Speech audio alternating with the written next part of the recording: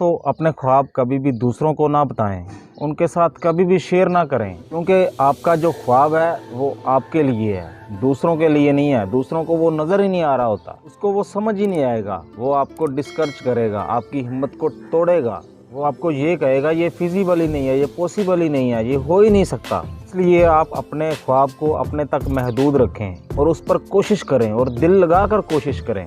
जब वो पूरा हो जाएगा तो दुनिया उसको खुद ही देख लेगी। और दोस्तों, दूसरी बात ये, जब आप कोई ख्वाब देखते हैं तो वो आप देखते ही क्यों रहते हैं? अगर आप कोई बड़ा बिजनेस करने का ख्वाब देखते हैं या बड़ा घर बनाने का कोई ख्वाब देखते हैं या कोई भी आप बड़ा ख्वाब देखते हैं तो वो देखते ही क्यों रहते हैं? आप एक बड़ी और अच्छी गाड़ी का ख्वाब ही देखते रहते हैं कि एक दिन आएगा मैं एक बड़ी गाड़ी और अच्छी गाड़ी चलाऊंगा।